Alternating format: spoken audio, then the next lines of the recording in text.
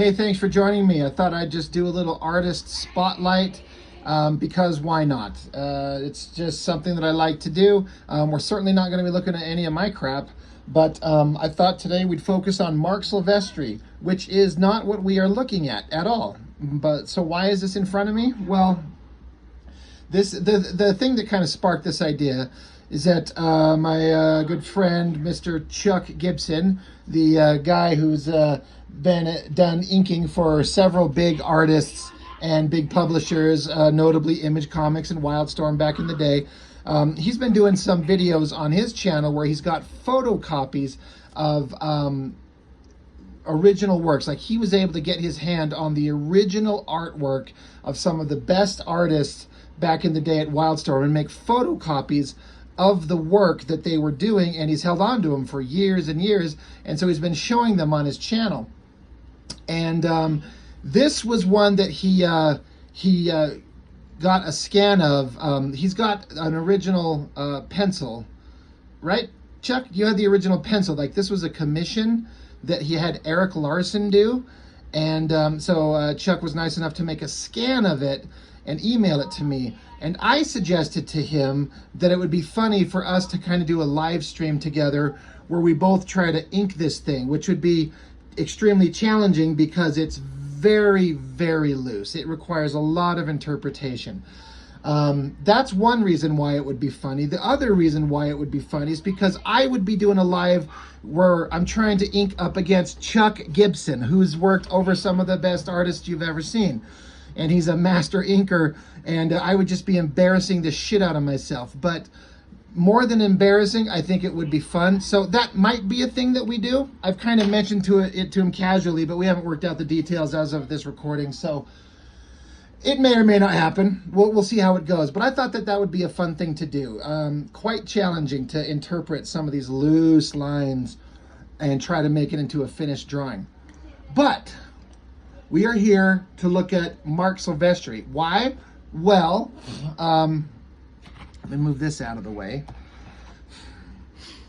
Chuck had a photocopy of this page, which he scanned and sent to me. So I was like, I'm going to go to a FedEx store. I saved it onto a jump drive, took it there and printed it out. Because as far as I know, this doesn't exist anywhere. Like, this penciled page, I don't believe is out there in the universe. But Chuck happened to have had the opportunity to take a photocopy of it in the studio at the time. And for me, it's like a little tiny historical artifact. Like, these pages get inked, and if no one scans them when they're in their penciled form, you never get to see what they look like. And so to get a chance to see Marc Silvestri's pencils, sure, if you go online and you hit, Google and do a Marc Silvestri pencil image search, you'll find a bunch of stuff. Like, of course you will. But some pages, they just don't exist. And so this is a random one that's out there that you might be able to find a high-res scan of the inks of it. Oh, excuse my yawning. But the pencils, it's just so neat to see the choices that Marc Silvestri makes. It's all there. It's all really solid. There's plenty of information for the inker to know exactly what they need to do. But, some room for interpretation. You certainly got to know what you're doing, of course. That's why they had guys like, Matt Banning and Joseph Williams and Scott Williams and just some of the best working on top of him. It's just so good. Like, there are things like just how, like down here I was looking. Like, it's one thing to be inking the hot figure and doing all the metal textures, but down here you got this like odd double-bladed axe, and the axe is breaking, all of this figure is breaking out of the border, but you got to get the lines of the axe, but then there's a little glinty, shiny, shimmering bit down here that has a little bit of an arc kind of coming back to show that he's moving. So you got to like ink in all that, but then you got to go behind it and do in this kind of rough, scratchy border around it. And then, of course, his foot is breaking the panel there. So it's just, there's a lot of detail to pay attention to. So it was really interesting to see what this looks like as a unique one-off, because again, I don't know for a fact, but I don't think these pencils exist out there in the universe anywhere. I had a theory of trying to ink over this. I might have to get into Photoshop and see if I can't clear up some of this kind of gray fuzzy schmutz that's on it to get it down to the, you know, like the pure line work, because I might only be able to do it like doing a light box, but that's a terrible way to ink, because there's such a disconnect between the lines you're trying to do and what you're actually inking when you do it as a light box over someone else, especially at this caliber with this level of detail and precision. So I don't know. I'll probably try it one of these days once I'm done drawing my fan comic, and I'll just fail miserably, but it'll at least be something I can say that I tried. So anyway, Chuck, thank you for sending this to me and that Eric Larson Hulk sketch. That was really cool. But while I was printing this out and saving it to my little jump drive, I was like, you know what? I'm kind of in a Marc Silvestri mood, and I want some more stuff of his. So I just got on Google and started searching up, you know, Marc Silvestri work, and I kept finding image after image after image of just stuff I like. Oh my God, I would love to have this print. I want some stuff printed out to have sitting right next to my desk as inspiration. And I kept finding more and more and more, and I had to pare it down to like, okay, I got to stop. I can't print out 100 things. I mean, I don't have the space to put them all up on my walls. So, but what I've got here after this page are some of the ones that I saved that I saved for various reasons, and we're just going to kind of go through them and see what those reasons might be. I also kind of was digging around, and I've had these are just on regular printer paper that I probably printed up at work, and I thought it'd be interesting to show them. This is old school Marc Silvestri with Dan Green inking him, and it's really interesting. Like, for people who study artists in the comic field and know these guys and know their names and know what they do, I see this, I know it's Marc Silvestri. I see this, I know it's Marc Silvestri. But if I hadn't been following this guy, I don't know that I would ever understand that these are the same guys drawing. And like I would understand that artists change and grow and alter their style, but this old school Silvestri style, I keep going back and forth as to what's my favorite version of Marc Silvestri. I tend to come back to the old Wolverine and X-Men stuff where Dan Green was inking him. And if you've been following my channel, you've heard me say that a lot. But man, is it a close tie with some of his 90s image work, which is interesting because he does not like his 90s image work. I've said this a lot. I just think it's an interesting point to make sure people understand, is that he has said that he was intentionally mimicking the Jim Lee style, and he looks back on it and he's not a fan of what he did. It's just, I guess he feels like it wasn't him being true to himself, I'm guessing. And so then he's kind of even morphed and evolved into something else now that's even different than that. Like this one, let me pull it up under here. This thing right here, this is more him being what I feel like is closer to what he wants to be. It doesn't list any kind of inker, and I know that this sketchy style that he does now, I've had some people debate me like this is just pencil, and I don't think it is. I think these are like Copic multi-liners. I've seen those in his hand in pictures, and he's just doing like a sketchy line work with the pens that kind of mimics the rough nature of pencil, but it's a black line. Now, I don't know for a fact that this is actually inked, but I believe that it is. But a person could look at this and be like, it's so rough and sketchy, that's just pencil. So I don't know, but I think it's the inking style. And this is kind of the style that he used on his recent Batman Joker crossover book. Or not crossover, but, you know, mini-series that he did for DC.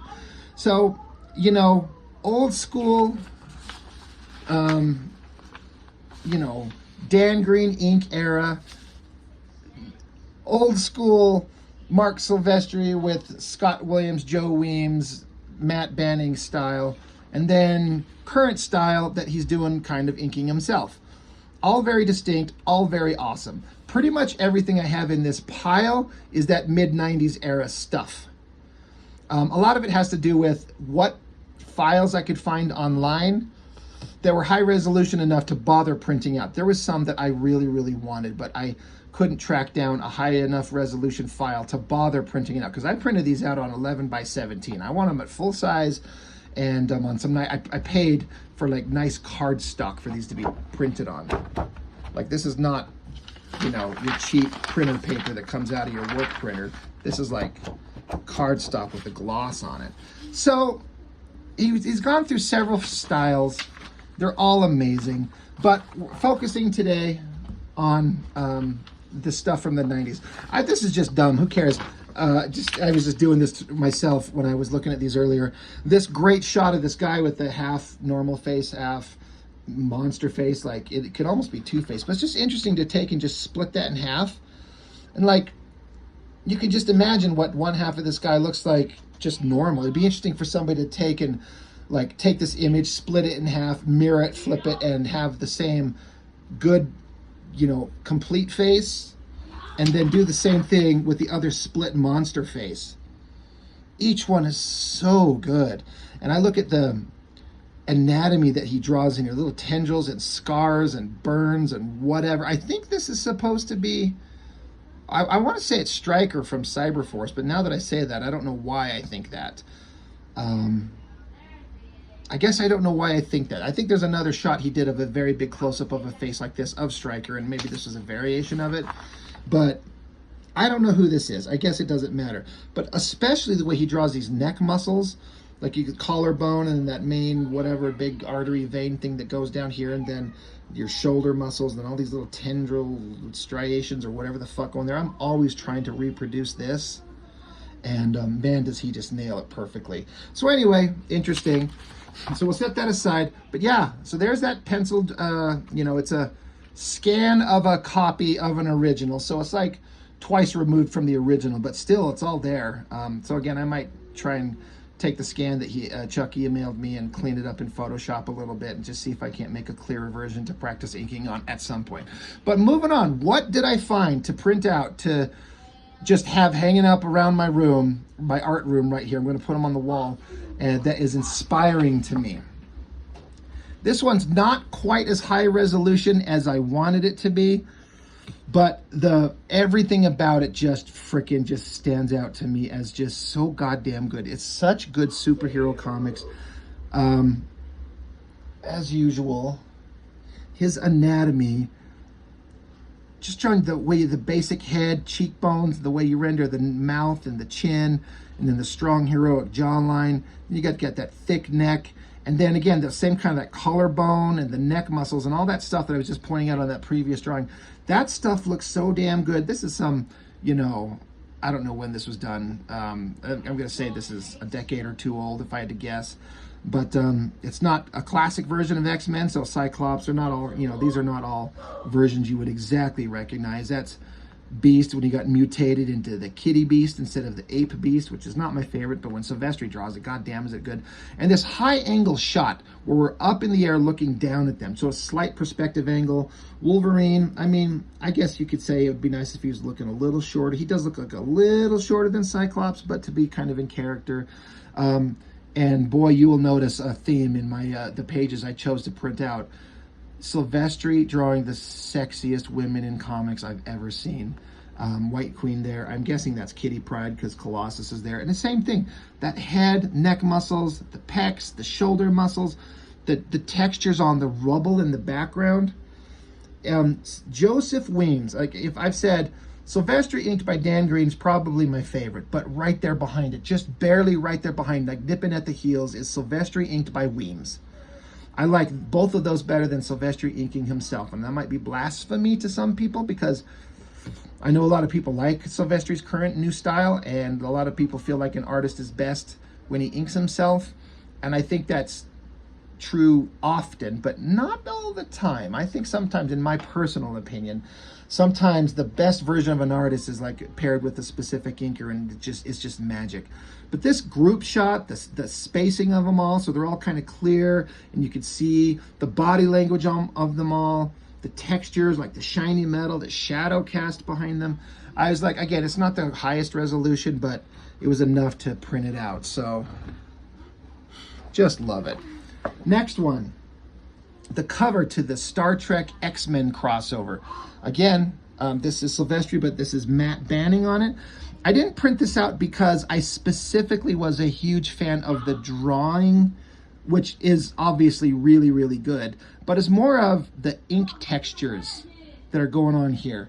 I'm really trying to get some ink texture understanding, and the way that these lines are thrown down here and these little, it's like you go, I'm guessing like they're inked coming one direction one way and then go at a slight angle on them and then come back down another direction. It gets this kind of little squiggly line going on. If I could throw lines like this, I especially loved in the nose there.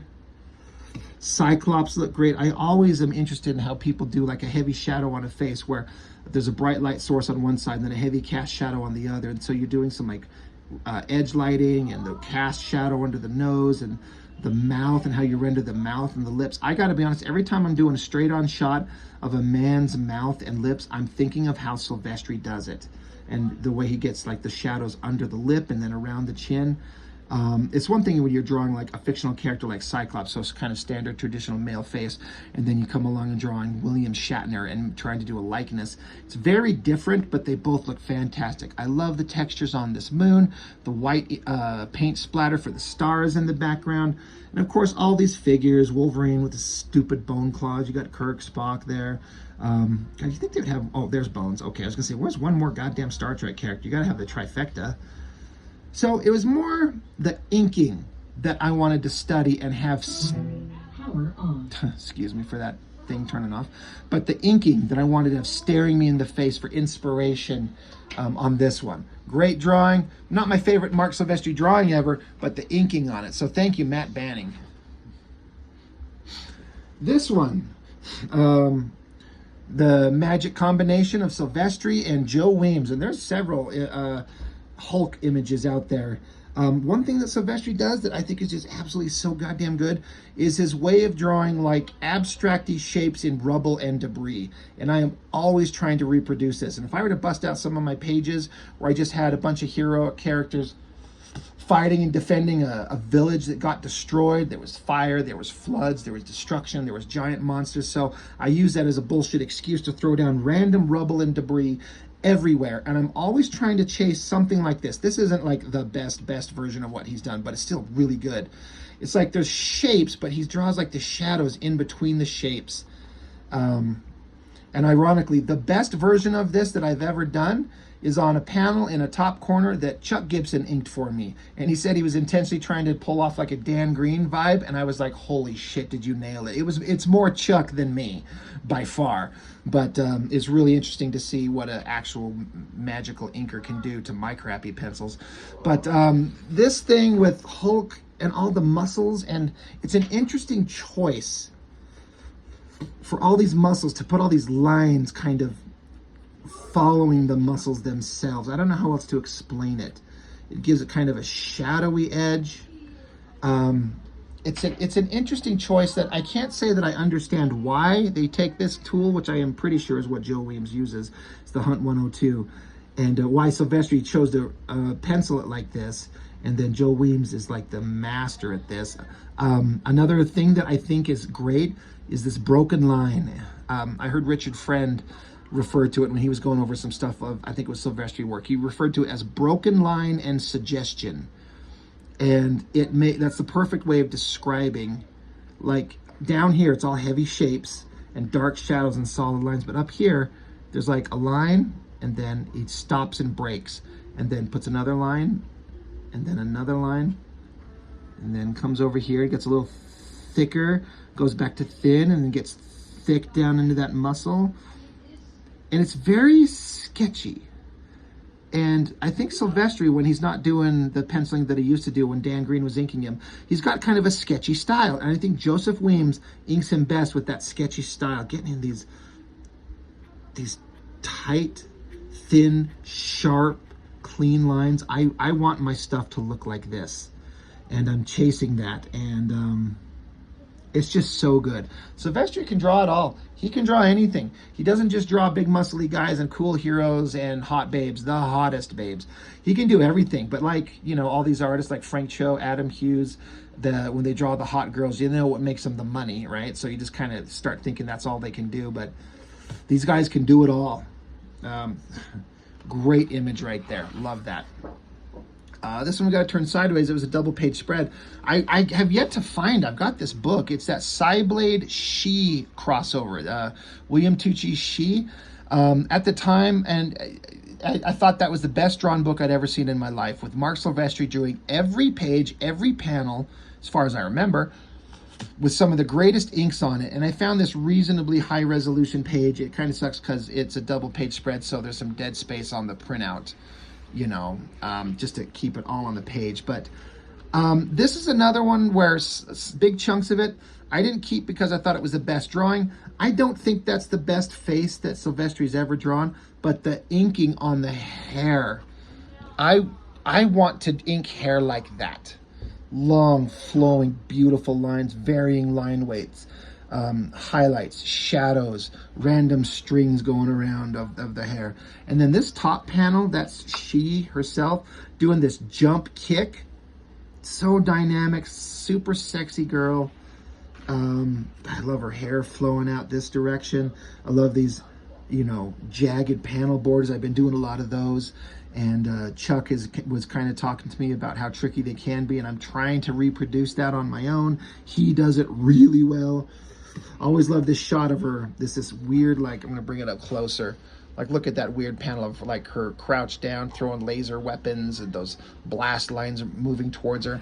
Just everything about this, as far as like the crazy composition, the great technology, the great inking, everything. There's actually a couple of pages from this thing, I think, in this pile. So yeah, I got it again, not because it's my favorite Silvestri page, but because the inking technique just stands out so damn good. Moving on, another one of it's a little bit of a lesser page, and I know that this issue, I talked about it recently, had David Finch and Michael Turner doing pencil assist, and I don't know if they've got a hand in this one or not. I remember talking about this page in the review, and I was saying that I think it's Silvestri because this female figure looks more Silvestri than anything that Turner does and Finch does. But I could be wrong. If it was anybody, I feel like maybe Turner has a hand in it, maybe. But a lot of these figures, that silhouette, a punching figure, and the way that the anatomy on the hips and the legs, and especially these boots, it just feels to me like Silvestri stuff. And so I thought that was a great female figure, great inking, again. So that's another one I wanted to keep. Not the greatest thing, but pretty awesome. This one I ran across, and I was so excited when it was as high resolution as it was. There's two images of the Witchblade that might be the best drawing ever done of the character, and the second one I don't have. I have to go looking, but that other one and this one are arguably the best drawing of the Witchblade ever done, and that's just my opinion. It's like the combination of Silvestri's like naturalistic figure work, the posing, combined with drawing like the sexiest, hottest girls you've ever seen. Her face is beautiful. That long, giant, puffy hair, the subtle kind of gestures on the fingers, the anatomy of the body, the Witchblade weapon itself that, you know, starts at the gauntlet and comes down her and then just kind of expands infinitely. It's like she's coming out of a cocoon, like a shell. And then just the way all this organic metal shit is flowing around her and then kind of lightens up around her mid-body. I love this drawing so much. And again, the inking techniques of these lines coming down, I would really be curious. It has Joe Weems as inker, so I'm guessing, but I don't know if these lines are thrown with the Hunt 102 to get those long sweeping lines, and then maybe comes in with some brush into the heavier shadows. But that sweeping nature of everything here, like I want to do a version of this, an homage of this thing in my stupid fan comic, and just come up with something. But I could go on and on forever about this. This is going to be pinned up right on the wall right next to me, definitely. Some of these will go up somewhere, but this one's going to be right within eye shot, probably just right off to the side next to an Adam Hughes Red Sonja. Or I might remove some stuff on the wall right in front of me and pin this up. I love it so much. It's so fantastic. So next, I remember this. This was in like the Homage Studios. What was that book? Some kind of, or was it just a swimsuit book? Now I'm confusing where I remember this being. So it's Ballistic. So this is like, I think it's 93 is the signature, inked by Scott Williams. This is just one of those times where I remember just, I don't feel like Silvestri in his Wolverine and X-Men work, like he always drew the hot girls, but he didn't really lean into like the sexy babes and the almost naked figures until he started at Image Comics. And he probably was, you know, getting a lot of feedback and a lot of positive responses from like, you draw the hottest girls. This is interesting. I don't know if it's going to show up on camera, but this high resolution scan of this, you could still see some light indications of the penciling lines that are in here, especially some lines where you could see he was like sketching out the shape of the ass cheek and the hip down here. There's some pencil line rough marks left in it, and onto the back anatomy. And then, you know, however he goes in, I don't know if he does like a light erase over it and then pencils in the final line that he leaves, and then you hand it off to, in this case, Scott Williams, who just does some just amazing, like thin and then thick and then thin to thick, and then these little squiggly lines down here when you come down here. And then I kind of understand it because I do mess with these tools, but there's understanding like how it's done from like a comprehend, but in practice, like you try to do it and you just fail every fucking time. And you know, it's just a matter of skill and practice and having the right kind of ink and the right kind of tool, and put in the hours to kind of come up with this amazing skill level that Scott Williams does, like all these inkers do. But, you know, just a simple figure of, what's her name, Ballistic, the bare back on the anatomy. I remember this being one of the first times I remember looking at Silvestri work and going, man, he draws a good woman's ass. Good Lord. I'm a simple man. Like, what can I say? Moving on. A little bit more of a theme, another woman's ass. This is from Hunter Killer. This is Joseph Weems. This is a book I really thought had some potential. I really liked it when Silvestri was drawing it. And then as happens, he hands it off to someone else. He gave it to Eric Balsadua, I think is how you say his name. And he is good. He's really good. But he's not Silvestri. But there was some kind of thing going on in this page where certain characters are marked in a certain way, and they needed this girl to prove that she was who she said she was. So of course this tattoo marking is on her like lower back right above her ass cheek, and I appreciate like the gesture of the hands pulling it down for the bare booty, the look on her face, like the drawing up there, the close-up of the eye. These drawings of the kind of the regular dudes down here look great. The expressions and the inking and the sketching on them. The sketchy kind of line work. And then again, you got these kind of rough border edge things going on here. So, good drawing. Interesting kind of like strappy belts around her. It's just all good. It's just all really good stuff. So, you know, another booty shot. You know me, I'm going to pick those out. Oh, look. Another booty shot. Again, this one I didn't pick to print out because it's one of my favorite Marc Silvestri drawings. I picked it out because it's high resolution enough to be able to see some of this amazing inking technique from Joe Weems. Specifically, the shiny technique in the hair, and then this leathery rendering in here with these little squiggly lines like hard black shapes, and then the fade out squiggly lines, especially down here in the thigh. And then her light hair up here. I don't know why. I don't know who this character is. I mean, it's darkness, so it's just the Angelus. But I keep looking at it at a glance. I'm like, is that supposed to be like Lady Death? Because it kind of looks like her. Because she kind of wore something like this. Pale skin, big white hair. But it's not in color, so it could be anybody. So again, not chosen because it's my favorite Silvestri drawing, but because the inking on it is so good. Now, you give me high resolution, full color version of this, I'm not interested. It's weird how for me, these things were like, if this was just pencils, I'd like it. If it was a full color high resolution file, I would not be interested in printing it out. But you give me high resolution black and white, because this is how I work. I only work in black and white, and just to be able to see what these artists do, and specifically the inkers on it, man, is that good stuff. I love it, and I love some ass shots. How many we got left? There is, okay, 2 more. Kind of another one. This is, it doesn't say on here who inked it, but I'm gonna say that I think this might be Matt Banning. I do not think that it is Joe Weems, and I don't think it's Scott Williams. But another, like, what a fun page. You just get to draw the hot girl with the sexy face, the beautiful eyes, nose, mouth, that long dark hair, and then you get this outfit design that I think is actually one of the better designs he's ever done.